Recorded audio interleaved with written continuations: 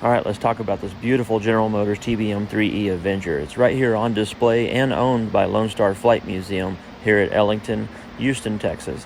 This thing actually does fly. I hear it flying several times over the last few weeks. I've even heard it flying 4 or 5 times. It's awesome to see it get up and hear it, watch it fly over. It's just incredible that they have this beautiful piece of history flying. So definitely come check it out someday.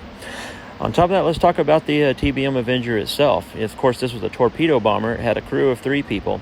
One 1900 horsepower Wright R2600 twin cyclone engine, just a beast of an engine. It was 40 feet long, over 16 feet high, and a wingspan of over 54 feet. It's a big aircraft. Some people even called it the Turkey because it looked like it had its feathers all out coming in to land aboard the carrier. It was capable of 276 miles an hour as a max speed, but it really cruised at about 147 miles an hour. It was good up to 30,000 feet, though, and over 1,000 miles.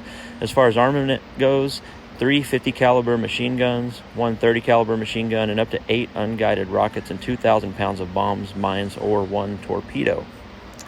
Now, even though there were 9,839 of these built, General Motors actually built 7,446 of them. And the reason is Grumman was being pushed to produce the F-6F Hellcat fighters. So the production of the Avenger was turned over to General Motors Eastern Aircraft Division, and they actually called it the TBM, but it was built by General Motors. These aircraft would go on to drop more tonnage in bombs and torpedoes than any other naval aircraft and would sink dozens of enemy ships, including the Japanese super battleships Yamato and Musashi.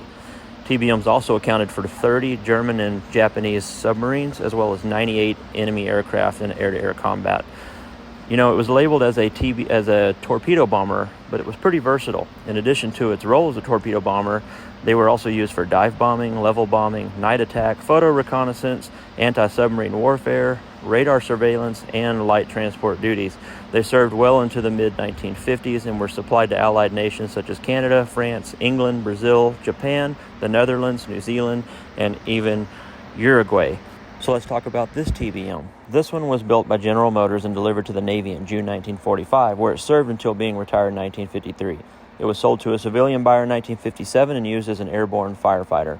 After a 1965 accident, it was rebuilt and then used as a crop duster until 1988, at which point it was purchased by the Erickson Aviation Collection in Oregon, restored back to its World War II configuration.